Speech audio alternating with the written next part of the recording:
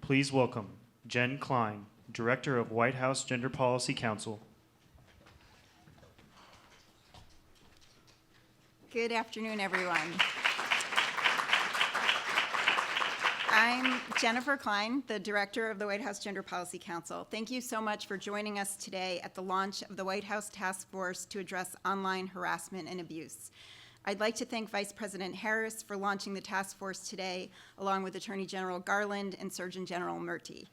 I'd also like to thank Dr. Elizabeth Sherwood Randall from the National Security Council for co-chairing the task force, as well as Bharat Ramamurthy from the National Economic Council, Dr. Alondra Nelson of the Office of Science and Technology Policy, and senior officials representing 9 departments and agencies, all members of this task force, for being here.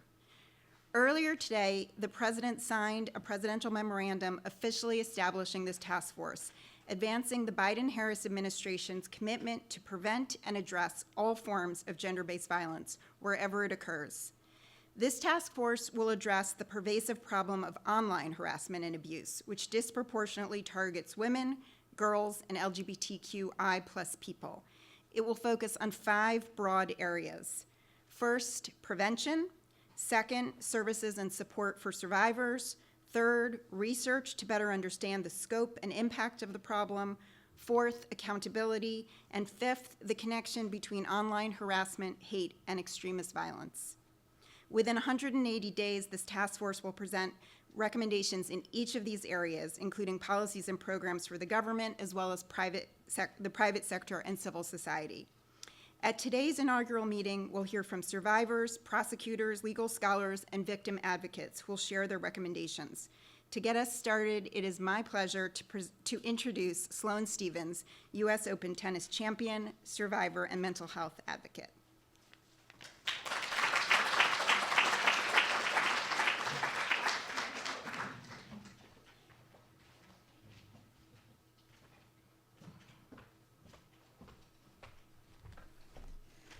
Thank you for the opportunity to speak today. I'm humbled to share the stage with these incredible survivors, and I'm hopeful that our collective voices can help address this issue. Many of you might first associate me with being a professional tennis player, which of course is my day job, but is not the sum of who I am.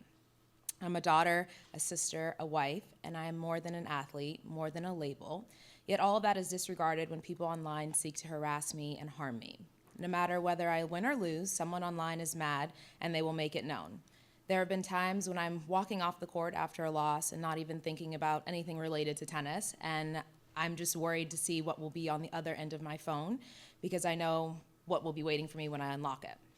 People know where I live and everything that I do. I have been harassed and very credibly threatened. I understand that I'm a public figure, so this comes with the scope of my work. But that access and exposure should never come at the expense of my safety. It is so triggering to constantly advocate for myself and relive the trauma of these messages while knowing I'm getting more messages because I'm speaking up. No matter the emojis I block or the filters I put in place, I've learned that if someone is determined to be abusive and threatening, they will get very creative. But I love social media, I love being online, and I use these platforms every day to keep up with my loved ones and have direct dialogue with my community. I'm constantly sharing memes and posts with my friends, and in that same inbox there are people threatening to harm me. When I went public with my experience after last year's US Open, I was shocked by the outrage and the outpouring of support. It was baffling to me because this has been my daily lived experience for over a decade. Out of sheer survival, I've spent my career trying to desensitize myself on how unacceptable this is, escalating to authorities when credible, and constantly in therapy to process. But then I thought about all the people out there who don't have a team filtering their messages or a direct line to law enforcement or access to mental health services. What about them? What about the young boys and girls and people of color, or anyone that's terrified that they will be harmed or are driven to harm themselves? I'm here today for them. I use my platform to have direct conversations with tech companies, fellow athletes, and anyone who thought I might have some power to influence the situation. This is how I arrived today here at the White House. I hope that by hearing these stories and bringing decision makers together, we can make a difference for everyone, no matter the size of their platform. It is now my pleasure to introduce someone who inspires and motivates me as a Black woman, an advocate, and a trailblazer, someone who has dedicated her entire career to fighting for survivors of abuse and led the way in shining a light on cyber exploitation years before it was even an issue in the public's radar. the Vice President of the United States, Kamala Harris. Thank you, Madam Vice President, for all you have done and continue to do. Hi. How are you? Thank you. Thank you. I appreciate it. Gift of your time. Thank you. I appreciate You it. look so beautiful today. Thank I you. appreciate it. I'll take my stuff. Please have a seat. Hi, everyone. Well, let me start by saying it is so good to be with our Attorney General, Merrick Garland, our Surgeon General, Vivek Murthy, and Gender Policy Council, where is she? Director Jennifer Klein, and all the members of the task force. Thank you all for the work you do, for the extraordinary work that you do. Sloan, thank you for your courage. It takes a lot to put yourself out there as a public figure, period, but then to speak out about something so many people, regardless of gender, are experiencing. So thank you for your leadership. Thank you. And to all the other survivors who are here today. You motivate us, you inspire us, and you are the voice of so many people who are in this room because of the voice that you express around these issues. And so I thank you for that and your strength and your sense of purpose. And in particular, I also want to acknowledge Matthew and Francesca. So I know it is not easy to talk about what you've experienced. And as all of you know, most of my career I spent it as a prosecutor. And the majority of that time I was focused on crimes affecting women and children, crimes that involved sexual abuse. And in many of the cases, in particular when they were going to trial and we were prepared to go to trial, I'd sit down for extensive periods of time to talk with the survivors about their case and talk with them about what it would be like when they were going to walk out of my office and walk down the hall and walk into a courtroom. And for some, as you all know, it was impossible to imagine what it would mean to speak publicly about what they'd been through when, most don't want to even speak about it in private. But every time, I have to tell you, I was inspired by their bravery for so many reasons, both because of the courage it takes to tell a story that is informed by some of the most horrible experiences, but also informed by such pain.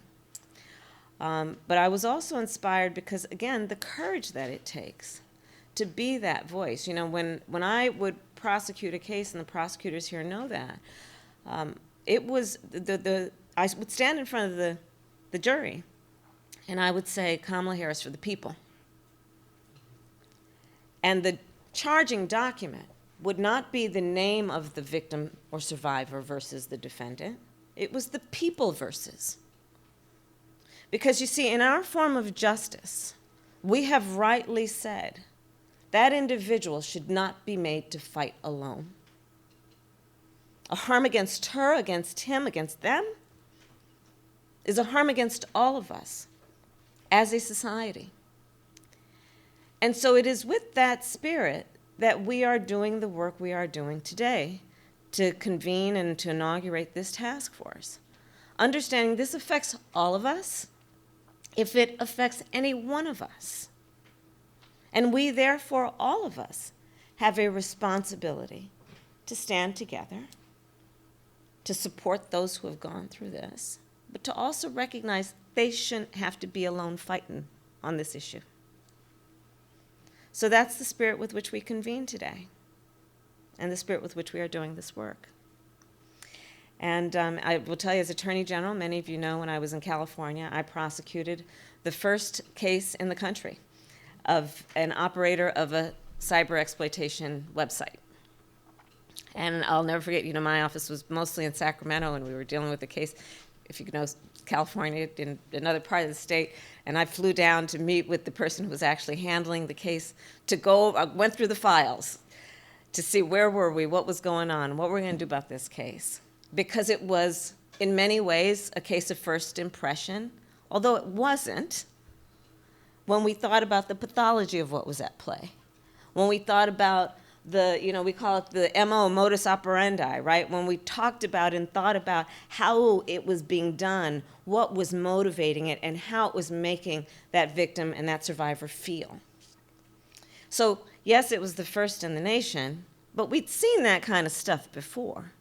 The point was that we needed to update and upgrade ourselves as law enforcement and as the criminal justice system, as a justice system, to recognize where it is now occurring and update our approach to deal with it in all places where it exists in a way that causes harm and pain and injury. And so that website in particular, what it did is it let people upload sexually explicit photographs of their former partners, the photographs that were taken and shared with consent, in a consensual relationship. But of course, what ended up happening is that one of those partners, usually in that relationship, had a grudge or an issue or a motivation to embarrass or to harm, and would allow the photograph to be posted with the explicit intent, certainly with the implicit effect, of trying to embarrass and degrade and hurt and cause pain and attract judgment to that individual. Well, in that case, I'm happy to report that the person who ran that website went to prison, because I do believe that there should be consequence for behaviors that harm other human beings. But this kind of justice is still so rare, because many of our laws have not caught up with the advances in technology. So as a United States Senator, I introduced legislation to make these acts a federal crime. And thanks to the recent, and our president, Joe Biden, and the recent reauthorization of the Violence Against Women Act, for the first time, cyber exploitation victims can sue their abusers in federal civil court. And this is progress. Yet, we still have so much more work to do to protect people from online harassment and abuse, which is why the work of this task force is so important. Context. Well, the internet is an essential part of life in the 21st century. Can't get around it. Can't get around without it. And for far too many people, and Sloan told her story, the internet is a place of fear. 1 in 3 women under the age of 35 report being sexually harassed online. Over half of the LGBTQ+ people in our country are survivors of severe harassment. Nearly 1 in 4 Asian Americans report being called an offensive name, usually motivated by racism, being called an offensive name online. And Black people who have been harassed online in our country are 3 times more likely to be targeted, again, because of their race. No one should have to endure abuse just because they are attempting to participate in society. Of course, the impact of this abuse extends beyond the ability to use the internet system and the power of the internet without fear. It's beyond that. In many cases, cyberstalking has serious mental health consequences for its victims, sometimes leading to self-harm, sometimes leading to suicide. And we continue to see how some acts of mass violence, the most recent included, have followed expressions of online hate and abuse. The white supremacist who murdered 10 Black people in Buffalo, New York, was first radicalized, by all accounts, online. And after the massacre of 19 children, of 19 babies, and 2 teachers in Uvalde, it was revealed that the shooter had threatened to kidnap, rape, and kill teenage girls on Instagram. One of the girls he harassed described the abuse, I quote, as just how online is. Think about that. Hate has become so common on the internet that as a society, it's kind of becoming normalized. and for users, some might say unavoidable. Recent events have also made it clear that we face new threats. Earlier this week, I met with a group of legal experts about how overturning Roe v. Wade will impact the right to privacy. Now, just think about this.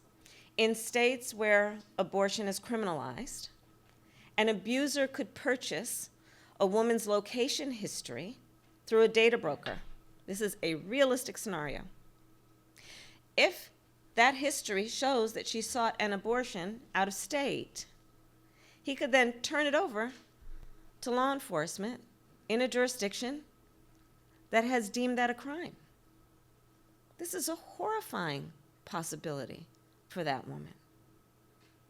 So let us be clear. No one should be afraid that an abuser will use their private personal data, or that a person's private personal data will be used against them. And all people deserve to use the internet free from fear.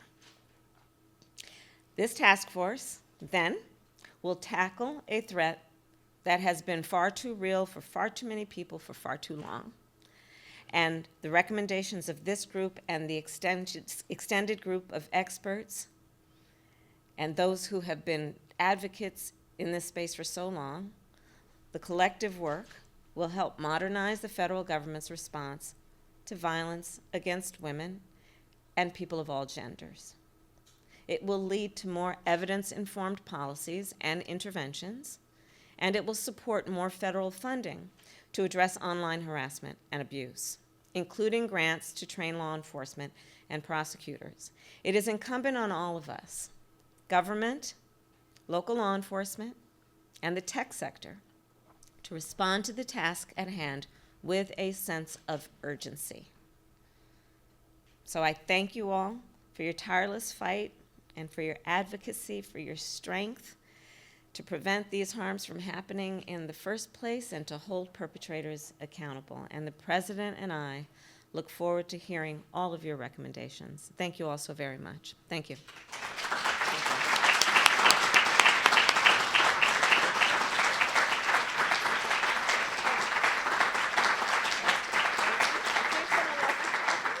Ladies and gentlemen, please welcome The voice of Attorney God. General Merrick Garland.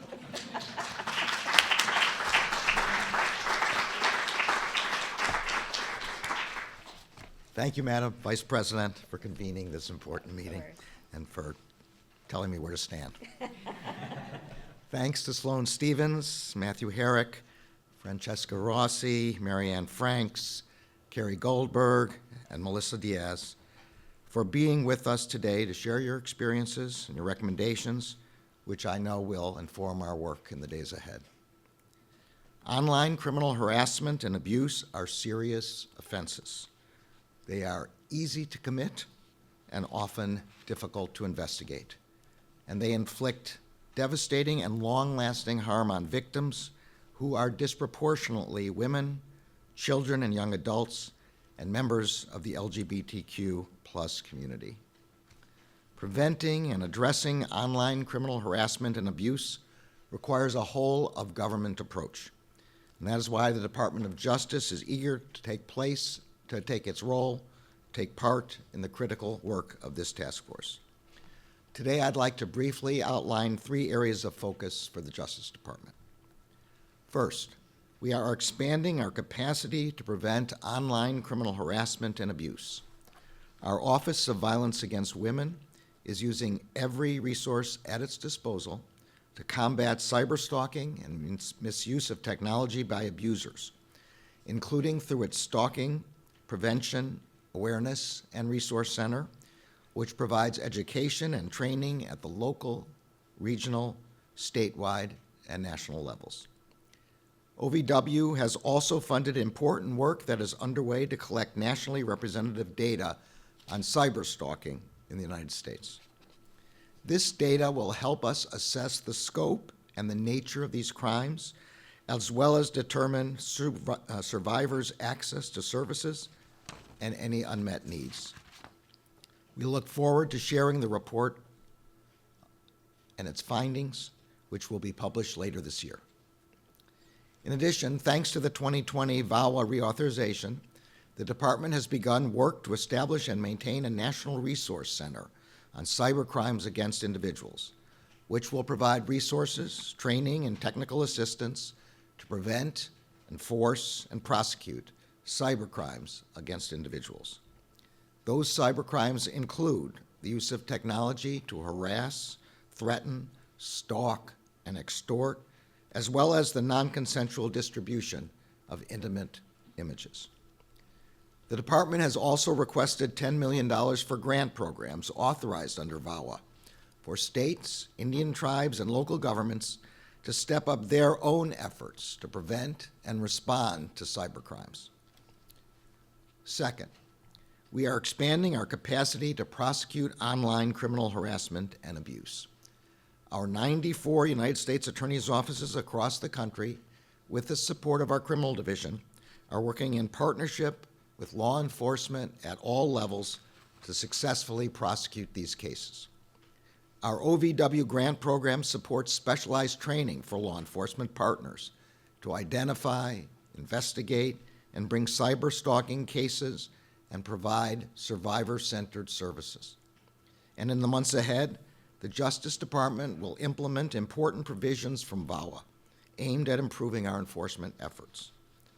First, the FBI director will design and create within the Uniform Crime Reports a category for offenses that constitute cybercrimes against individuals. We will publish an annual report on this information and all the information that we gather to further inform our enforcement efforts. In addition, the department will develop and implement a comprehensive strategy to reduce the incidence of these cybercrimes, to coordinate investigations of these cybercrimes by federal law enforcement agencies, to increase the number of federal prosecutions of these cybercrimes, and to develop an evaluation process that measures rates of cybercrime victimization and prosecutorial rates among tribal and culturally specific communities.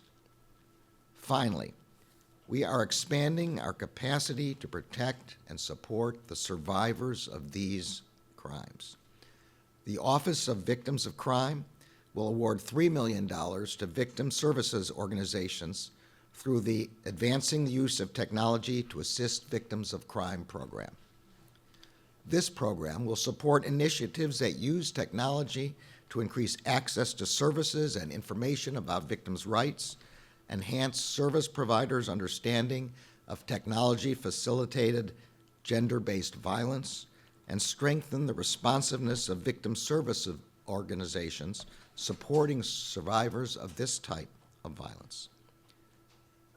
The experience of online criminal harassment and abuse are often much more than a single incident or moment in time.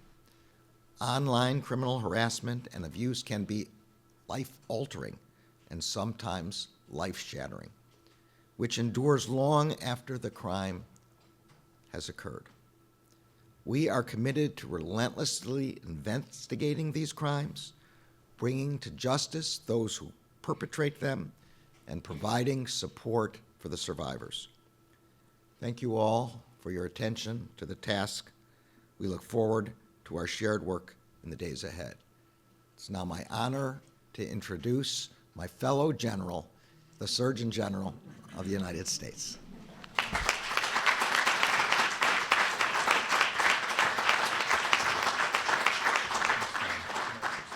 Ladies and gentlemen, please welcome U.S. Surgeon General Vivek Murthy.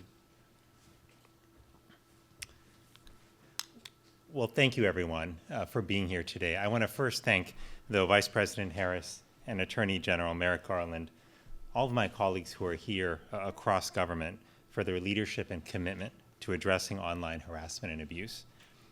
I also want to thank Sloan and Matthew and Francesca, Marianne, Carrie, and Melissa, and all the survivors who are here with us today, and those who are advocating for them. What all of you are showing us and showing the whole country is how to use our voices and our platforms to help drive change. And that's an incredibly powerful and important message, especially for young people.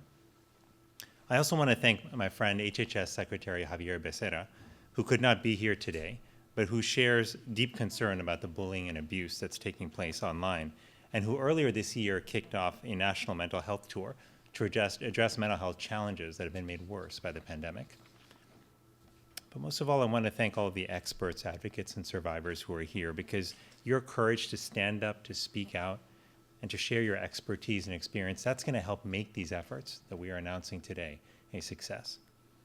Now, I have the privilege and the great honor of serving as a Surgeon General, but I'm here in a more important role, and that's in my role as a father. I'm a dad of two small kids who are 4 and 5, and I'm worried that my children, and that your children, and all our children, are growing up in a world that's filled with a lot of technology, but too few safeguards, and I worry about their safety. I recently met with a mother whose daughter was the victim of online harassment. Now, technically, she was too young to set up social media accounts, yet somehow she managed to set up 7. And these platforms and these accounts opened the doors to relentless abuse and harassment that she sustained in the months that followed. They robbed her of her happiness, her childhood, and ultimately her life. She died by suicide at the age of 11. Each day, people are harassed, stalked, and abused online. Some of them are deeply immersed in social media, and others are only occasional users. Some are minors, and others are adults. Some are affluent, and others are not. There is no single face to those who are abused online. There's no stereotype to who's a victim. I want to talk today, though, about the price of online abuse, specifically the mental health toll.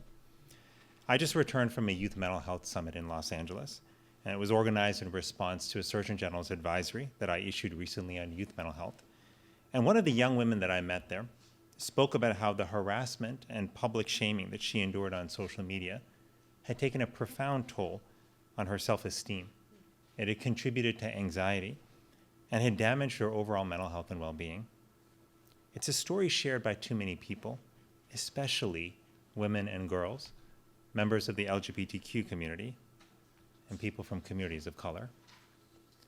The ripples that are generated by this trauma, they can be long-lasting, but also far-reaching. For every individual who is harmed, there are also family members and friends who experience distress and anxiety as they try to care for their loved ones. There are also additional demands placed on the mental health care system and on providers. And for many of those who survive, there's a deepening well of loneliness and isolation that they experience as they grapple with the trauma that they've gone through. The tragic irony of this is it's often loneliness itself that brings people to use technology, especially social media. They look for human connection and for support, yet all too often what they find instead are harassment and abuse. At a time where the rates of suicide, anxiety, and depression are alarmingly high in our country, especially among young people, all of us have a responsibility to do everything that we can to tackle online harassment and abuse. And that's why the work that this task force will do is so important. It's why its recommendations are absolutely essential. We know that there are going to be many steps on the journey to protect people from harassment and abuse. And no matter what they ultimately look like, we know that there has to be accountability from those whose tools and platforms allow online abuse to occur, as well as accountability for the individuals who perpetrate this abuse. It can no longer be acceptable for a technology company to put out a product and walk away from the responsibility for how it impacts users and communities. It can no longer be okay for social media platforms to be fertile grounds for hatred. Accountability matters. Transparency matters, especially when lives and well-being are at stake. We also know that we have to expand access to mental health care. This has been a key priority for President Biden and Vice President Harris, and this was recently articulated in the President's State of the Union. Many of us feel really passionately about this, but it will require taking steps to build a more diverse and larger workforce and expand access to care. It will also require us to use technology to bring care to where people are. And we cannot stop in this effort until every person who needs mental health care can get the care they need when they need it. And finally, each one of us, we may not have medical degrees or nursing degrees, we may not be trained as mental health therapists, but each of us can reach out and support those who are victims of online harassment and abuse. In doing so, we can help tear down the stigma and shame that so many survivors experience, shame that chips away at one's self-worth. Let us never forget that our kindness and compassion are some of the most powerful tools that we have to help each other heal. Now, this pandemic that we are living through, it's been costly, it's been painful, we all know that. But it's also given us an opportunity to reassess the challenges that we face and to ask ourselves a fundamental question: what kind of society do we want to be? And I believe that this is a moment where we are called to build a culture that rejects online harassment and instead insists on treating each other with dignity, respect, and kindness, both online and offline. When I think about the people that I've met who are struggling, people who are struggling with all the consequences of online abuse, I am reminded that we don't have a moment to lose. And each day when I leave home and I give my 4- and 5-year-old a hug goodbye, I think about the future that awaits them. And like you, I want that future for all our children to be safe and to be secure. All of you here are the ones who give me hope, because you are lending your voice, you're using your courage, you are advocating for the change that we need, and that is what will help create a safer world for my kids, for your kids, and for all of us. Thank you very much.